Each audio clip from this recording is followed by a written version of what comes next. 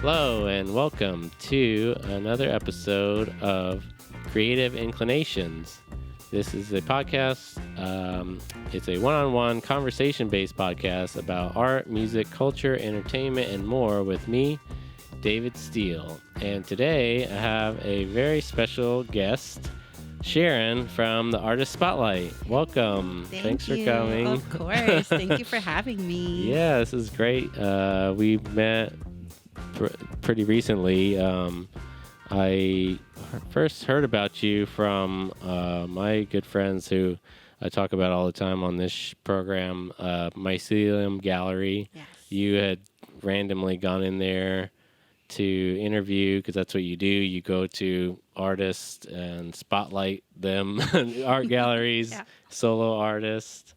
So I heard about you and definitely just wanted to reach out. So it's like we have very similar interests in this kind of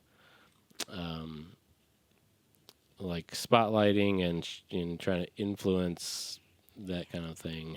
Yeah, no, I'm so happy we met, honestly. Yeah, and for sure. Mycelium is a hidden gem. For Yeah. Sure. So you are the Sharon, the roaming creative. I liked what you had on your adventures in art and creativity. I think Yes. you kind of go to different places and just interview and talk about creativity with people, which I'm very passionate about.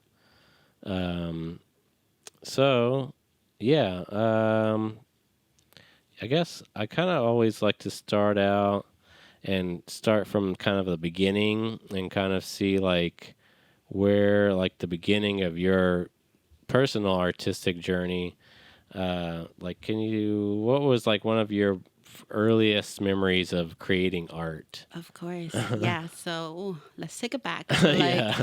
2020, during COVID, Okay. my now husband took me to a paint and sip. Okay, Yeah, nice. so I remember just kind of going in there, not really having done one before, Yeah. and I got a paintbrush and a canvas, Mhm. and something in me truly exploded in my Right, heart. So I okay. was like, oh wow, so this is something that sparked an interest in Yeah. me. A couple days after, I ended up going to Hobby Lobby, picked up Uh-huh. all the Yeah, materials, everything. and I just started painting. Yeah, And okay. it was good because COVID, everybody was in Mhm. isolation. Right. There was really not much to do. So that just allowed me to kind of focus and dive deep into just painting. I remember grabbing just my hand and tracing it Mhm. and just filling in like just different, I don't know, different Like paintings. handprints. Yeah.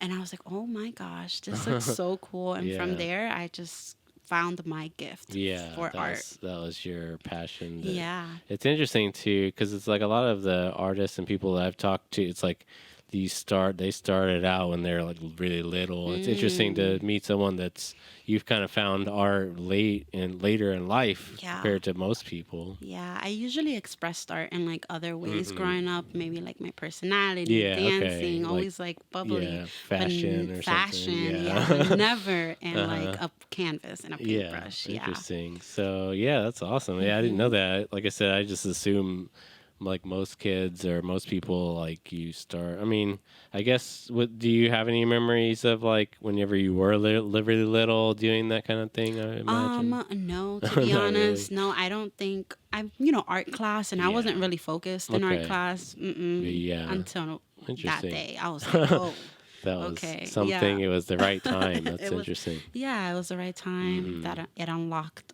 the perfect gift That's that has great. changed my Yeah. whole trajectory of And life. kind of focus even. Yeah. Yeah, for Because sure. what did you do? Did you do anything like? I mean, before that, I guess one question is like I always like to ask is like, where did you grow up? Yeah, like- so I was born in Colombia. Okay. Came to the U.S. when I was 7, and I lived in Jersey, Patterson, all my life. Okay. And then I kind of went everywhere. Orlando. I did a little bit Yeah. of time in upstate New York. So just So a lot of East Coast. yeah, a lot of East Coast. Yeah. So being in Oklahoma is definitely it's a neater. change. Now we're here. yeah. Yeah. That's awesome. So that's cool. So yeah, I don't know too many people from the East Coast. I guess I don't know. I mostly just know people from this part of the country. Yeah. You guys are a lot friendlier. That's Yeah, one thing yeah, for that's sure. what I I've love the always heard too. hospitality Yeah, a here. lot of people say that for sure. It's like I've been to Florida, I've been to Orlando, like when I was maybe a teenager, like, and we Okay. went to like the theme parks and stuff, and Mhm. family trip. But that's really the only time I've spent on the East Coast at all. Like I've never been to the Northeast Oh, at okay. all. I've been to Chicago. That's as far northeast as I've been. Okay, But okay. yeah, so I've always wanted to go. I think New York is you know. Oh, it's another Yeah, I monster. think it's like definitely someplace. I don't know that I would ever want to like live there, Mm.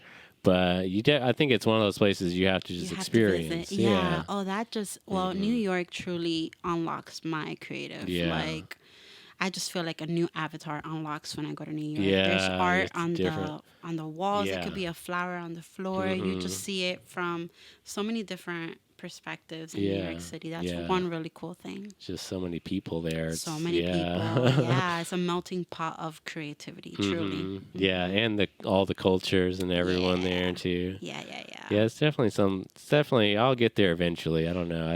I don't travel as much as I want to. I've been to like California. I love the West Hmm. Coast. That's my favorite, just because Yeah, the I've never weather. been. Really, Mm-mm. I love like Los Angeles, and that's why I really wanted to move to Los Angeles during COVID and during that time because it's just like, oh, you know, trying to. I think a lot of us were trying to figure out what we're doing with our lives then. Yeah, no, for sure. And like, I think that would be a great place, particularly for me. I think for music, I think it would be great, and like just so much Hollywood, that film, you know, Hmm. energy, and like there's so much that I could do with Possibility that. there. Yeah, Yeah. exactly. That Yeah. was what I was always thinking was like, but man, if I get there, it's like what, you know, who knows what I could end up Yeah. doing, you know, Yeah. working on like a big budget, you know, Marvel movie or something like that would be, Hmm. we'll see. I don't know. Like I said, I think but there was a time I definitely wanted to try and make that happen, but then I kind of flipped it and realized that, you know, something I always say, it's like if you're not happy with your situation or your current place, just make that place better if you Better. Yeah, can. there's so So, much creativity here yeah, for and sure. so much to unlock. Yeah, that's Mhm. true. That's what I believed as well. Like when I was in Orlando, I was like, Mhm. okay, maybe I'm not sure what I want to do. That's kind of, I don't know if this is going to go into maybe another question, but Yeah. I picked up a mic and I was like, Right, okay, let yeah. me go Yeah, that was let's go. I don't know, let's go check out what is there to do just in my dig in. community. Right, Yeah. yeah, So for that's sure. very true. Yeah, I definitely want to get to that, but I think let's just see. Okay, so sticking on the lines of like, I guess, because I wanted to mainly just talk about like what your personal art, right? Yeah. So it's what, like, who are some of your like of your influences for art? Is there any like specific artists or anyone? I mean, I imagine like there are like maybe people like that you've met, obviously, that are inspiring. But I'm kind of always thinking about like more like well-known artists Right. or anything like that. Yeah. Well, my artist name, I don't know if you know this, is the funky artist. Oh, okay. Yeah, Because I because don't yeah, you really have a type of right. art. Okay. Just colorful, Yeah, very what comes comes. yeah, that's great though. It's just Yeah. pure like expression from you, your Yeah. personality. But definitely Van Gogh, man. Okay. He's Yeah. he's definitely inspiration. Only Yeah. sold one piece his whole Yeah. life, and Hmm. he just created. I know that's a cliche, but Right. But truly, that's yeah. But I yeah. think that it says a lot. I think because there's a lot of people. I mean, there are a lot of different artists and different styles of artists, right? That you could point to, and I think that when you pick out somebody like that, it's like, okay, Yeah. I can kind of, even without, I've seen some of your art for sure, but Mm-hmm. even if I hadn't, I think I could picture somewhat of what it Yeah, would be. colorful, Yeah. sporadic. I do a lot of replicating right now, Hmm. just kind of Trying going to from practice trying and to yeah. practice. Yeah, because I don't consider myself a like I don't know how to say this. I Like, am an artist, right. but not You're not like, yeah, like that level, right? Yeah. yeah, not yet. Like I'm not at a gallery level. Just Yeah. yeah, let's Okay. go to like a small art show Hmm. maybe. Right. Yeah. Yeah, so Yeah, that's something. Well, like I would suggest, anyways, is like the from Mycelium Gallery, of course, Yeah. they have group art shows every month where it's like you can apply to be in the show and then maybe make like one or two pieces to submit. So Yeah. that way, you can kind of, I think it's a great thing. I always make it out to those shows every month. I rarely miss that show. They do so much there. It's so hard to keep up with everything they do. But I always make it to those shows 'cause it's so interesting. And lately, it's interesting to see because there are a lot of like new artists that have never been in. Some of them never even shown their art publicly before that will apply there because it's just kind of a Yeah. lower level of entry that you can Yeah, get. that's definitely what my art would be considered, Yeah. like just an entry level. Right. But it's definitely funky. I do Yeah. love that, and I feel like every artist, even though you're not in a gallery, is still worthy Right. to showcase. Yeah, because that's something Yeah. that I've talked to with people too. It's like there's a lot of artists that just do art and then maybe no one ever sees it, but it's like it's not, and that's not the point either. It's Yeah. like I think that a lot of the point of art is to express something in yourself and to kind of like I always look at art as like it's a reflection, right, Yes. of the world or Your anything. But inner thoughts, yeah. yeah, And somebody, you never know who's gonna right, relate or resonate with your pieces. exactly, So that don't hold it in right, because not that you're doing a disservice, but you could be so helpful to somebody yeah. else who might need whatever you put on a canvas or on Yeah, paper. for Yeah. sure. Yeah, you never know. And I think that people see a piece of art and then they take something from it and or maybe see something in it that maybe the artist didn't even intend Yeah. because and that's why I think that art is so all art, but particularly visual art because it is just a visual thing that anyone can see and then anyone can look at, interpret however they want. And yeah, it could, inspire someone to do something else or to Yeah. create something similar, but in their own In way. their own way. But yeah, I think that art is such a fascinating way of communicating, I Yeah, think, for sure. because it's, for me, anyways, like I've grown up, like I've always struggled, I think, with words, in a lot of ways. And so that's why I was drawn, I think, to music as an art because it's completely wordless. Yeah, If you yeah. play an instrument, anyways, like it's just an expression of The music makes you feel yeah, something. it's a vibration, it's a Yeah. feeling, right? Yeah. Yeah. So I've always been drawn to that, and then of course visual art I've always loved. I've never practiced. I'm a graphic artist, so Oh, nice. I do computer art, Yeah. and that was kind of how I found my way into art because I always loved to draw when I was a kid. Was always drawing like cartoon characters or whatever. It's like there was something about like expressing something visually, but I felt like I never did find my medium growing up in that way, in like a tactile way. Gotcha. But then whenever I discovered graphic art, it's like it combined my two favorite things, which are computers and art, art, and kind of yeah. like you can take a computer and create art and create and use those tools to do so many different incredible things. So Yeah, well, graphic art and visual art, I feel like Yeah. it's still a color theory. Yeah. That There's colors so bring many. emotion. So I feel like even if it's on a computer screen or Yeah, is on like a exactly. physical paper, it still gives the same response to the brain. Yeah, Yeah. I mean it's the same. Yeah, so that's the thing. It's like I felt like, and there's so many similarities between I think all kind of art forms in general, but definitely, I mean, if you think of like visual platforms for sure. So yeah, I guess maybe you kind of answered this, but like, where do you currently look for inspiration? Like, I mean, where do Yeah. you kind of take inspiration to create your art from? Yeah, well, a lot of my inspiration as of recently came from a lot of the artists in Orlando. Okay. There's so much talent there, and as I dove into the community, I got to experience artists who have just all types of mediums, even like fabric. My Yeah. friend Vanessa from Orlando, she makes these beautiful pieces with fabric. Just so many artists, Davey, the murals, and I'm just like, how do people just create such beautiful things in Yeah. small scales, big scales? Yeah, So that's Yeah, the world around me in Orlando was definitely my Yeah, inspiration. for sure. That's great. And that kind Yeah. of, makes sense, I think, for sure. It's very, like I said, the colors and I feel like when you go to a place like Orlando or even California, it's just like the sunlight is so Yeah, strong and yeah. kind of shows so vibrancy in I'm all excited colors. though to check out the Oklahoma Yeah. art scene. I know I'm just getting Yeah, started, so you've delved in a little bit already. yeah, but I think I still have so much Hmm. territory to cover, and I'm super excited to just see what that has in store For for me because I sure. know there's a lot of Yeah. talent here too. Hmm.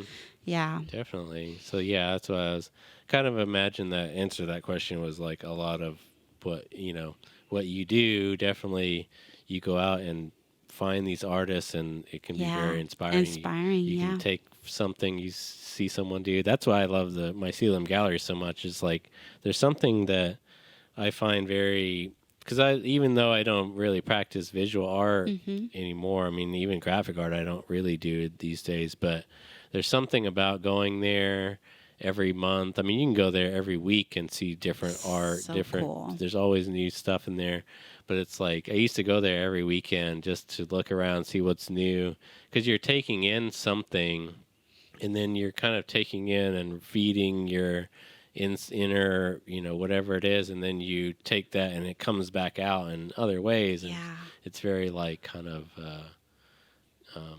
I don't know what's the word like nourishing. Yeah.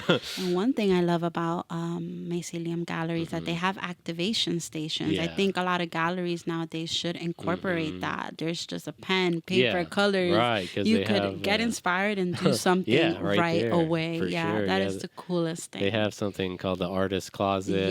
That's Yes. there's an artist named Katie Graham that runs that. Hmm. She's also does you had mentioned the fabric art. She Really? Oh, does that is so cool. really incredible pieces using fabric, and there's another artist along those lines that we interviewed last year. I think she was at we met her at the Momentum Art things. I know you went this past year, but this was the year prior. But she does these. I guess what are they called? It's like knitting, I Oh, think. yeah. Have Hmm. you say Crochet? it's No. but what it is like she does these giant sweaters, like Mm. massive, like so big that you wouldn't actually they're not meant to be worn. Okay. But what she does is like she like has these like phrases, and it'll be like sentences of different, whatever her thoughts Very are, kind of cool. almost like poetry. But she kind of they're really incredible. I Very can't think cool. of her name off the top of my head, but um she's fabric art is something that I've So just kind talented. of recently learned it was even a thing. Yeah, I know. Or It's fiber art is what they call it. fiber art. Yeah. Oh, nice. Yeah, it's similar. I don't You're gonna know. have to send me her profile. Yeah, That's for very cool. sure. Because it's something, and I think she's younger too. Because obviously the Momentum is all younger artists Hmm. too. But anyways, yeah, like I said, we have an interview on the channel, and she's in that. So Cool. if I'll think if her name pops in my head, I'll definitely tell you. But Okay. um, so yeah, along that line too is similar. My next question is like the media that do you work in? I guess do you work in paints and things like Yeah, that just mostly? acrylics. Acrylic, Yeah, I yeah. haven't Yeah, delved into tried anything. oils Yeah. or acrylics and spray paint. Okay, so Yeah, yeah, it's that's very cool. Spray paint is always an interesting to me. so cool. It's like I mean, what people do with that is like the graffiti art and Yeah, stuff like yeah. that. Is I've always loved that. I've never tried to do it myself, It's but so freeing yeah, just to just grab yeah, and yeah. yeah, There's do your something for thing. sure. So Yeah. yeah, so that's kind of like I guess like the question was like kind of your favorite medium, but that's Yeah. kind of the only For sure, thing. acrylics, Yeah. spray paint, Hmm. collaging. Okay. Yeah, Yeah. That I, kind of cut out yeah, stuff. I kind of like to see a whole bunch of things make its own masterpiece. I Hmm. think that's I pretty think cool too. I've Yeah. always liked those kind of mosaic Yes. things. Yeah, you can Yes. do. That's something similar. When you had mentioned the murals earlier, like I've always thought that those are really cool because like I can't imagine like doing something on that scale, and like Right. how do you get it right? You know, Yeah. even it's so big, it's like Yeah. it's And the hard to. different like how do I say it? The artists use different forms to kind of guide their Right. sketch, and I Mm-hmm. think it's so interesting. Some people do like tape, others Yeah. do just pencil, others Mm-hmm. use a projector, but Yeah. just even their tactic to However, making it happen, I'm yeah. like, oh my gosh, this Yeah. is a I've heard of process. like there like you can make a grid, Yes, and the like grid method you can too. do like each square is like a certain shapes and things like that Hmm. make up. That's the painting before the real painting. Yeah, yeah. Yeah. So, oh, that's very interesting. That's the thing. I don't know. I'll have to interview. I'm sure maybe you have interviewed some of them, but the people that do that, I've never. Yeah, that's coming up soon Yeah. in my Okay. channel. I've been gearing towards that since I see a lot of muralists here Yeah. in Yeah. Yeah. Oklahoma Yeah. City That's what I say. Then the Plaza in the District, Plaza right? District. Yep. Because I know you've been there and done a video, but okay. So kind of wrapping up. I guess this is kind of along the lines of like artistic creativity and things like that, but kind of a little bit deeper question. But like, Yeah. Why do you feel that it's important to create art and express yourself in that way and visually or however? Yeah, that's a beautiful question. That's kind of like what my channel is, what the main focus is. I like to ask the artist what's the why Yeah, behind their exactly. art, Hmm. because I think it's so important for any artist to just try to find their expression, even if it's not visual arts, even if it's just dancing, movement, anything. Right. I feel like releasing that and just kind of being a vessel to of creation. You know, we are all creative beings. So I think it's very important to just release that Yeah. into the world and just allow others to gain value from watching, experiencing, and just being moved by whatever you put out there. Yeah. And it comes with mental health. You know, Yeah. some of us are very stuck in our brains, so just finding something that could allow you to silently express yourself in a loud visual way, Right. it's so important. Yeah, Yeah. that's great. Yeah, I definitely agree because, yeah, whenever we hold it in, I think that's whenever we Yeah. kind of are destructive on the inside, Yeah. and kind of, yeah, you have to release whatever it is that's inside of you, and that helps you Flow. feel better Yeah. and not be so depressed or whatever it is. Yeah, yeah. I think it's very important to just be authentic with Yeah. whatever comes with your journey. And some of us are more talented than Yeah. others, but either way, I think Yeah. whatever we put out there, it's so needed. And especially now with AI, Yeah. our human tangible things are going to be even more like important or sacred than what's generated Right. through AI, you know? Yeah, I think that's something definitely because that's something I struggle with, and kind of because it's here, it's not going anywhere now. It's like we have to learn to accept it and learn how to use it if we want or live with it, anyways. But yeah, I do struggle with that as an artist, especially as a graphic artist, because it's like you're as a digital artist, like it's so easy to have your art stolen or taken and Yeah. reused. So that's been a fear of mine my entire life as a graphic artist. Yeah. But like now with AI, it's just worse. And so that's kind of been my fear with it. But I have been learning, exact. And I think I don't know, there's a whole deeper conversation with that. But well, I've always thought about with AI itself, it's like I don't think that that's necessarily even the right word to use for these tools, because what they are tools, they're computer programs. Right. They're not even. And when you think of when AI was really like 10, 20 years ago, whenever that concept was introduced, it's like you think of like a robot with, actual human thoughts, which I think is frankly impossible. I don't think that Can never get we to can that ever extreme. replicate the human brain in that way. Right. So I think that artificial intelligence as a term is just not what we should be calling it because it's not what it is. Yeah, But it's their attempt to getting But- close to it. right. But no, I us don't as know. artists, we're our art and our crafts is never going to be replicated by a computer. Right. Yeah, no. So yeah, but I think that there are a lot of uses for those tools Yeah, of for course. sure. Yeah. But anyways, I don't know. One day I do want to do. I think that'd be interesting. Especially maybe what we could even do is like have some other artists and talk about have a it's podcast cool discussion. just on AI and kind of Yeah. do a whole topic on that because we could probably talk for No, an trust hour, me. 2 hours.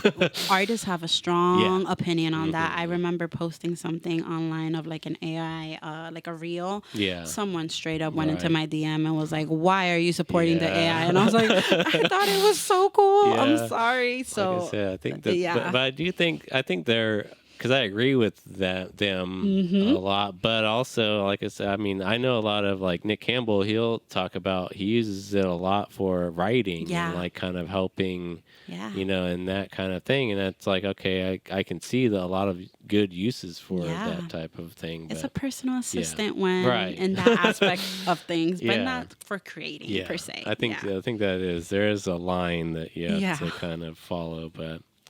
So yeah, anyways, like I said, that's definitely a topic for another day, I think. We are now taking donations to help support Rhythm and Wit. It's called buymeacoffee.com/rhythm and wit. And that is where you can go and just donate any amount. I think that what they do is it's called Buy Me a Coffee. You can buy us 1 cup of coffee. Costs $5, so you can just donate $5, and that will maybe buy one of us a coffee. Yeah, So we'll sip on it together. We'll split it.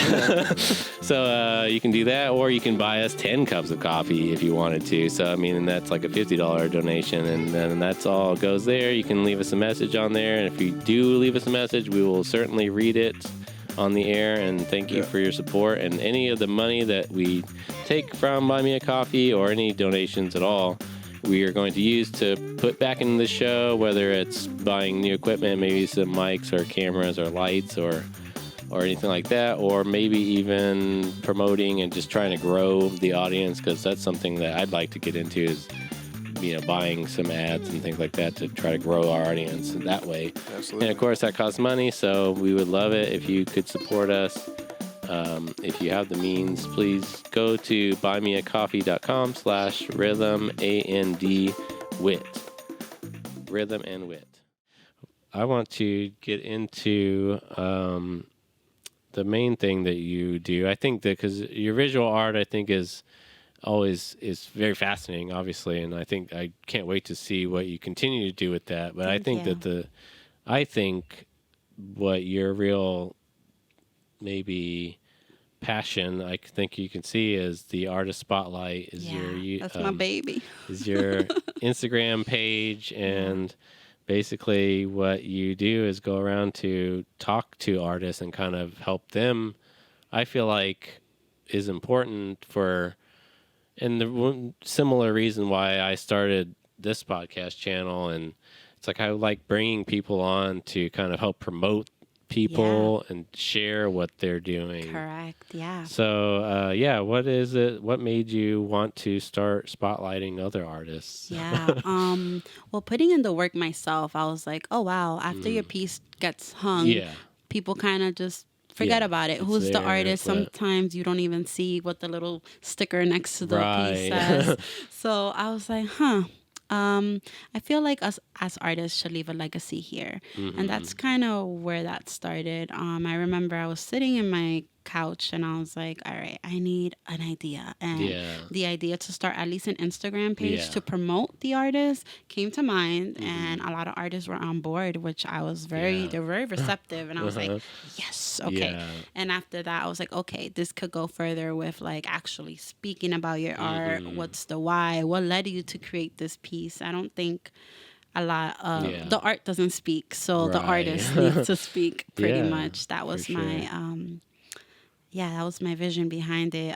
Leaving a legacy somewhere they could express themselves and promote the Yeah. artist Right. aside from the art itself. Yeah. Yeah, because there was something I don't know if I mentioned this up top, but like, oh, it's because you on your Instagram page you have art journalist, which I think is fascinating because had you ever thought about like journalism ever in Oh your my life? gosh, yeah. Is that kind of something you always wanted to do? Absolutely. And I also like to write, believe Okay, it or not. cool. I love storytelling. Yeah. I think nowadays I do it through my voiceovers, but Yeah. another cool way, some people don't want to sit there and listen to you. So writing a story in an Yeah. actual blog Yeah, style. just kind of Yeah. more traditional like journalist piece. Journalist piece that's definitely in the works. Okay. I think the website needs to load first, Right. Yeah. but oh gosh, there's so many ideas that we Mm-hmm. have as artists. But yeah, art journalist Yeah, is one I of love those that. titles I want to execute. Yeah, like I said, similarly too. It's like I feel like because I used to work for the news, like the local news here, and Channel 4 for many years. I was a graphic artist there, but I think that something about that, like obviously I was just when I got that job, it was like 2016 when I started there, and that was kind of my first. I'd been working as a graphic artist for print. T-shirt print shops Okay. for a few years probably. So I was kind of getting into graphic art and trying to find my place. So when I got that job, I was like, oh, this is an amazing job and some amazing thing to be a part of. I never really thought about maybe why particularly I loved it being there, but I think it was just the whole media kind of thing, like with even though I wasn't like behind the camera or doing anything like that, I think that I was fascinated by that, and hadn't never thought about it for 5+ years of being there. It's like, why am I really here? Yeah, I know. Something about covering, Yeah. spotlighting, especially like events. That's one thing I want to like also Yeah. move towards, like gallery exhibitions, just Right. seeing the crowd, being behind the camera, not really in front of it, and just covering any live event is super exciting. It's so fun. Yeah, it is really fun. So I think that that's something too, because we've done things like that for this channel already too. But like, and it is because like I've always thought about like, okay, I would never necessarily want to be like a real traditional journalist that goes around covering like, really serious topics and stories, because it's just like, man, that's just like that I can't. But this kind of journalist, this is the fun journalism. Yes, Like, yes, its own category. We get to talk about like comedians and musicians and artists and things like Yeah. that. So it's like this is what. But yeah, I think that it kind of takes a creative person to want to be to focus on other creative people. Yeah, for And sure. so I mean, yeah, so it kind of makes sense. Do you see a lot of that art journalism? No, that's the thing. Is that's why I'm at. Whenever I heard about what you were doing, I was like, oh, that's the similar thing that I That you envision. basically yeah. what I and it's like I think it's important because there's like a few like publications here. I mean, I don't know if you know about the Oklahoma Gazette. No, As actually. it's a newspaper here, and it's been here for I mean I don't know when it started, maybe decades at this point, but it was always kind of this newspaper, right? But it was more focused on they had some traditional kind of news stuff, but it was more always focused on like the art and art culture, that kind of. I mean, that was always the paper that you would pick up to look up who was playing at the local bars and for music and things Very like that. cool. And they would have like interviews with my band. This is like 2012, I think. We were featured in an interview in that, and that was like one of the highlights of my life. Yeah, And so no. it's like that. I've always Well loved. deserved. Yeah, I've always loved that paper. Yeah, and it was something that's like I always dreamed of, and then we finally got there, so it was fun. But yeah, We need more of that. but yeah, that honestly. paper, and then of course it had actually closed down over after, like I said, decades of being in print, because I mean all papers. Digital. I think, I kind of struggled to keep up. 'Cause I think it would kind of went away. Maybe it was only a few years ago, but then they brought it back recently. So it is still currently, but I feel like it's definitely, when it went down, it definitely lost something to where it's like I think it's trying to because they used to do it every week. It would be a new issue. And now it's like monthly, I think. Okay. But I think they're trying to find their, the right balance to keep it alive because, but I would just suggest that if you didn't, I wanted to suggest that to you because I assumed maybe you didn't know about it, but that is Very kind of cool. like something that, and maybe because if you wanted, because I know some of the people that work there too, but it's like, Nice. it could be an avenue if you wanted to write and get, Yeah, do that'd be some really cool. art, journalism, and that. I mean, that's the place to do it, I think. Nice. Okay. Good. So to yeah, know. you should look into it, and then I don't know, Cool. you could Thank talk you. about it more. Yeah. For But sure. so anyways, when I guess because we can go in this, when did you start interviewing and showcasing creatives? I guess how long have you been doing the artist spotlight? Yeah, I believe 2021, 2022. Yeah, that was kind Yeah. of the start, and The that was in start. Orlando. Yeah, that was in Orlando. My husband gifted me a mic. Yeah. I had no idea what I was doing. I brought the Yeah. mic to like a farmer's market where there was like an art vendors and a lot of art vendors there. And I kind of took the risk. I was like, hey, do you want to talk about your art? Just went up to just random people or random people. I assumed that you saw their art and was like, oh, they're like interesting. Yeah, very interesting. My setup was a lot different back then. It was a cord that was to my phone, and it was just, my gosh. Just probably very like, just that's definitely how I think that's how we all started too. Yeah. I mean, whenever we were using our phones to like record this type of podcast too, and just set it up on a tripod, and it worked. It works well, and I do suggest that to people if they wanted to start a YouTube channel or whatever. It's like just use your phone if that's all you've got. It's definitely a good way to start and get in, before you invest in real cameras or real equipment. For sure. There's always started from the bottom. Now we're here. For sure. Cool. So then I guess how did it go with those first interviews? What was like the result, I guess? It was great. My editing skills were not great. I think the fear of actually speaking with the artist, I think I was like, okay, maybe I should be behind the camera and give the spotlight directly to the artist. So I just started playing around with different setups, like me in the frame, me behind the frame. So I think I kind of enjoyed just giving the full spotlight to the artist. That's one thing. There's a lot of recommendations like, hey, maybe you should make yourself present in the interview. But I don't know. That was just a part of me that was like, this is all about them. It's really not about me. I like that. Yeah, I think that because I mean, that's something that me and Nick would do. We would go, I think maybe the first time we had done similarly to that was the Paseo Arts Festival, not this year, but 2024, we went out there, and we have the wireless mics and all that. So like, what I would do, and it worked out perfectly because there was two of us already, so I could be the cameraman, and then Nick would have the mic and go up to the artists and do like the interviews with them while he was on camera, and so that was kind of a good way for us to do it. But I think that it's not necessary because, like you said, if you are just want to keep the focus on that person, just kind of have them, be the main focus of the video and then answer.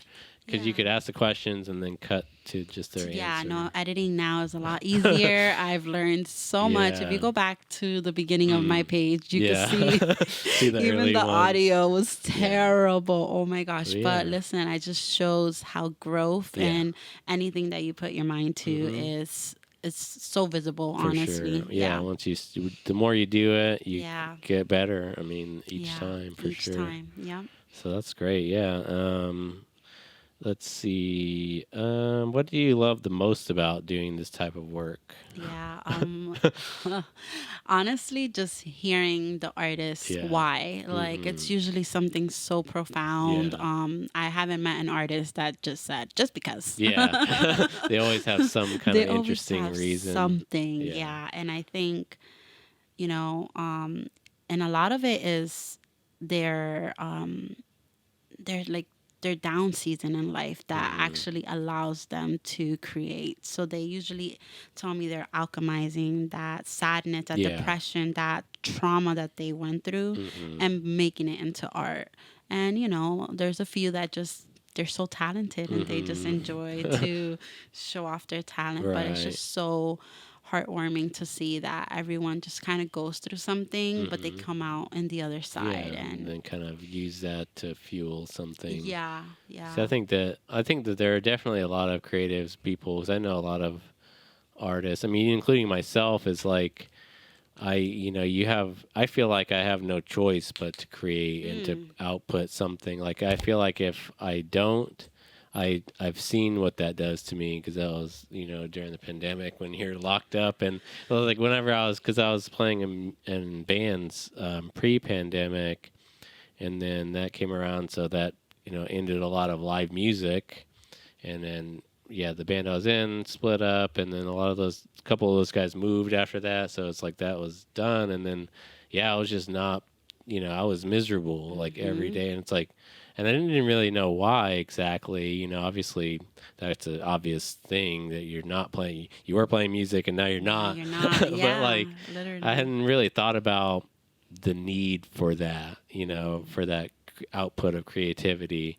And then yeah, so I think that's something that I've learned about myself, is just like if I don't do this, any kind of things, like with now my art, I feel like it's interesting because I'm not playing music currently. I haven't even picked up my bass in like a Mhm. couple of months. Like I did do a project with a guy I'm good friends with, Josh Bartruck. He just put out a EP that he recorded, 4 songs, and I played the bass on that. Oh, So nice. that was like, it was pretty quick and easy. Those songs weren't like super complicated or anything, but yeah, that was the last kind of thing that I did, and I recorded it maybe in April or something, May or yeah. So it's been a little while, but yeah, I don't know. It's like but I feel like I don't. Music is always. I was talking to a friend about this recently, but it's like music has always just found me. It's like it's not Mm. really. I never really sought out music. I did for a while, where I was like really obsessed with trying to put something together, for musically as a band. But like when I started music, it was actually Nick Campbell, who he was a guitar player when he started playing guitar when he was 14. He's always been a singer. He's always loved to sing. But like, so it was always his dream to be in a Mm. band and play music, and I was his best friend. So I was like, well, I can get a bass and try that. And so, and I did. But like I said, it kind of found me. Yeah. And then I was like, oh my God, this is an amazing art. And so, Yeah. yeah, We have our seasons of but like what it's our craft right. is. So yeah, that's the thing, is like, so, and I think that it will find me again, I Mhm. think is what I'm saying. Sure will. But so currently I'm not playing music, but I'm making videos all the Yeah. time, and That's your being output. very creative with that. And like, yeah, it's like I said, I just can't stop.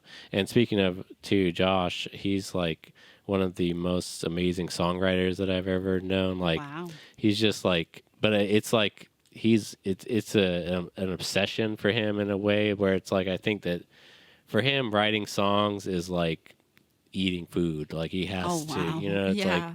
he can't wake up and not try to think about writing a new song, or it's like he's, like I said, on that level of just output as far as creativity. And I think there are Yeah. people like Oh, that yeah. Oh, yeah. in all, whether it's art, visual art, or Yeah, music. you feel the shift when you're Yeah. not doing what you love. Honestly, you Hmm. yourself shut down because Yeah.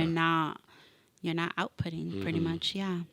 But So, yeah, so yeah, that's what I see a lot of, in a lot of like the highest, level, or like the people that um, find the most success. I think it's like an obsession or something. mhm, But it's mhm. also, I mean, there are a lot of people that do amazing work that's comes from, like I said, trauma or Yeah. just whatever it is.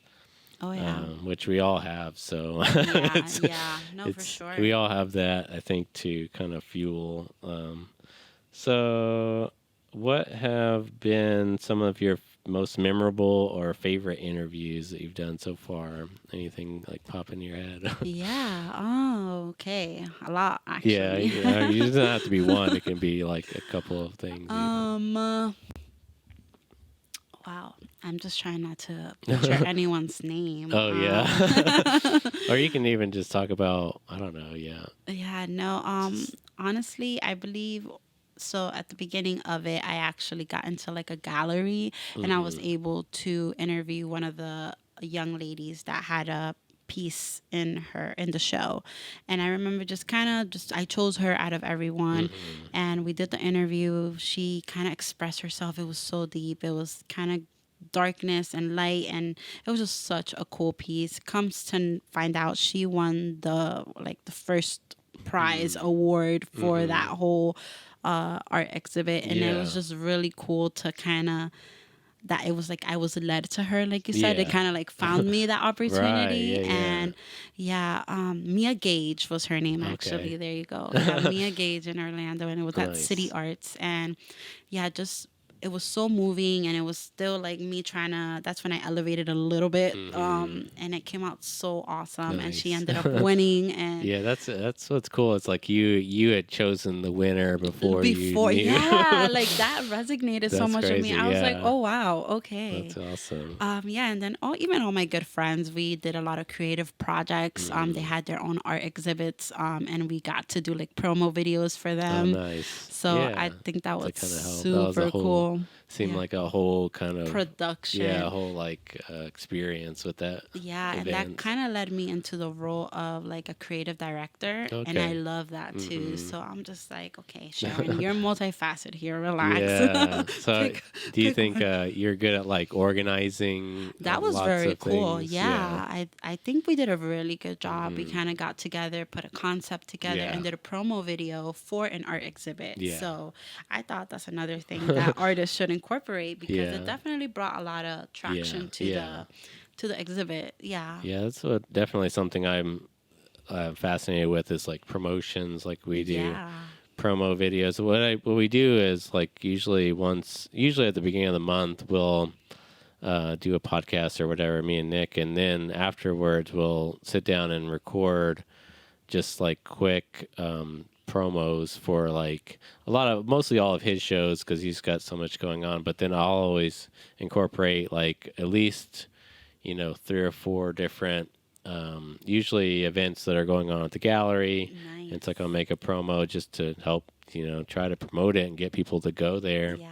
So I love that. I Yeah, think that's so cool. Yeah, I'm glad we're in the same yeah, like frequency. it's definitely something that is needed. Like you said, Yeah. people, I see some people do it. I mean, comedians are usually pretty good at that kind of thing. They gotta hype themselves Yeah, up. because it's like they're usually, but they're also just the front. They're their art. It's like when you're a visual artist, it's like you were saying, I think a lot of visual artists hide behind that art and don't, and that's fine if you don't, if you don't want to be a forward facing, your actual self, then you can put your art out and let it speak for you. But I think creative ways to go. Yeah. Yeah. Still promoting yourself is definitely But key. I think you kind of have to these days, because I mean, especially if you want to be successful, I think on social media, there's no other way than to put your phone in your face and talk about what you're doing. And that's one thing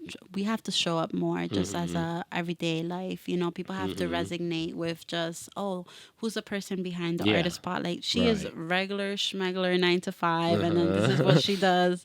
We have to gain that rapport with. It's not. That's what people want to see. Yeah, that's what people want to see. That's so something true. I learned a few years ago, is like thinking about that, and like especially with social media, because it's like I was saying, I've always struggled with putting myself out there and using like I was saying, my words to like. But I think that's something I realized was like, because on social media, right? Because I always always struggled with trying to promote music.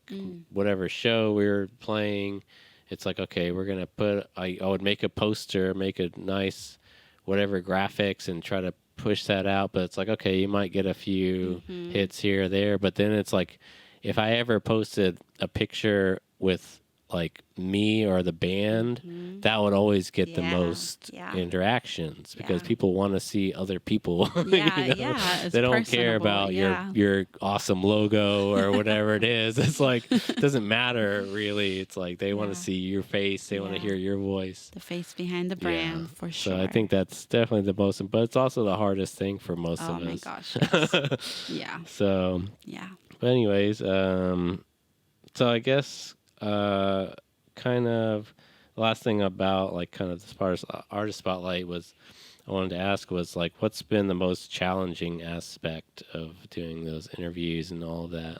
You talked about like the editing or whatever, but definitely meeting the goal of just getting more interviews pretty much. Trying to keep up and just trying to stay consistent. Trying to be innovative because you could do the artist interviews, but does it get boring for the crowd? I want your feedback. Is it boring? You kind of have to gauge what people want. But still staying authentic to the mission, which is spotlighting artists. So that's kind of been my little bit of a struggle. Just do I say the same? Do I like incorporate other things? But hey, I think it just time will tell. I think that I think what you've even talked about is like you slowly make changes and then you kind of see what I think that the best thing you can definitely gauge on feedback as much as you can, but I think a lot of it comes down to what feels right for you. Like you're saying about how whether or not you want to be on camera or not, it's like if it doesn't feel right, then just kind of go with that feeling is what I think that is the best answer. For sure. Yeah, it is hard because I think there is a question of like, even as an artist or like for music, I've always thought about, but it's like, do you make music for yourself or you make music for other people? And it's like, what's the best actual approach? I mean, I think that the right answer is probably making it for yourself. And if people like it, they're going to like it. If they don't, they don't. But I think that that's your best chance. If you try to make something that you think other people are going to like and it's not true to yourself, then it probably won't work. I appreciate that feedback because that's so true. So, I mean, but I think that it is a little bit of both, though, I think. Because you have to gauge if you're doing something and you just keep pushing what you think is the best thing and it's just not working, you kind of have to do something different. It's just enhancing little things. I think that's the best thing. Maybe keeping the concept the same, but enhancing your visuals, maybe that's the trick. I don't know. But like I said, I think it's small changes too is probably the best thing. For sure. And just seeing if, try this. If you don't think it worked, then change it. Change it a little. Something else. But so, all right, let's see. I wanted to talk a little bit about you being in Oklahoma specifically, because that's something that, I mean, I think that you've obviously done a lot of great work in Orlando, and it's all on the channel for people to check out. But from what I gathered, your first thing here was in January of this year. So is that when you got here? We got here. Well, I got here January 1st, driving through New Year's Eve. 17-hour drive from Orlando here. But I dove right in. I think my first opportunity was OVAC. Momentum. Because I had written down some stuff. It was you had done a video at the Oklahoma City Museum of Art. Welcome back to the Artist Spotlight. Today we're here at the Oklahoma City Museum of Art, and I cannot wait to show you what's inside. So let's go. As you walk in, the first thing you see is the breathtaking Chihuly sculpture. The way the light dances through its vibrant colors instantly captivates you. What I love the most is that art like this feels so familiar now. I've seen Dale Chihuly's art in other places too, like the Orlando Museum of Art, and it's always a thrill to catch a glimpse of his signature style wherever I go. Oh yeah. That's it was definitely that momentum. It seems like Museum of Art is like it's probably the obvious place to start because it's yeah. It's something I love that art. I haven't been there in many years, honestly. I used to try to go a lot because I think it's just, especially if you're like, it's a great place to take a date. So I used to do that. Not often, but I used to do that when I was younger. But I haven't been there in a long time. They actually, currently, I think, they have a Ansel Adams exhibit, who's a famous photographer. Right? I saw that. I've seen some of his work. I'm not hugely familiar with him, but I definitely want to go to that before it leaves because there's definitely been other exhibitions there over the years. It's like, I have to go to that, before, and I don't. But it's like this one I cannot miss. It's like what brought me in was Chihuly, the Chihuly sculpture, because that in Orlando Museum of Art is like my first time seeing his art, and I was like, oh my gosh, this is beautiful. So I saw Chihuly was here, and I was like intrigued. Do they? Okay. I know they still have the big piece in the entrance, but do they still have his big? His section. Yeah. I unfortunately when I went, it wasn't open yet, okay. So I haven't visited, but I did visit just that big one is impressive on its own. Yeah. But I think because I know that his the room they have has been there forever. I was thinking maybe they had taken it out or something at one point. It's open but now, honestly. Yeah. But I don't know. But a lot of good stuff from there, and just always cool. Just because I think there's like, it's not the biggest gallery ever, but it's pretty decent, nice. Yeah, I mean, it's a good place. Yeah. Definitely something I think that a lot of us that live here kind of overlook because it's like, okay, it's always there, and something that I mean, I need to go more. I think just for inspiration. I think that's great. Another place that you visited was the Plaza Walls District, or the Plaza District. That was a fun one, honestly. I went there with just no... Was it the festival thing, or was it just a solo random day. Yeah, I kind of took my gear. I was like, I don't know what I'm going to go see, but here it is. Did you get to any interview that day? Or? No, unfortunately, I didn't. Yeah. Because, I was going to say, there's a lot always going on in the Plaza. They have like a Plaza Art Walk, I think, once a month. I think it's the second Friday. Oh, okay. I used to go all the time. That's my favorite art district. Yeah, no, it's so cool. I love the Plaza District. Yeah, they have a art walk where it's kind of just a block party. They have a lot of vendors set up all along the streets, and I'm pretty sure it's the second Friday because the Paseo Art Walk is the first Friday. The first Friday, yeah. Have you gone out to that one? I have. Yeah. Hey, art enthusiasts, welcome back to the Artist Spotlight. Today, we're at the Paseo Arts and Creativity Center, one of Oklahoma City's most dynamic spaces for artists and art lovers alike. Located in the heart of the historic Paseo District, this center is more than just a gallery. It's a place where creativity is nurtured, ideas come to life, and the community connects through the power of artistic expression. Did all the studios, yeah. The Paseo has always been around forever. I mean, I think as far as I can remember, for sure. I think it was been there probably since the 70s, I want to say. Oh, wow.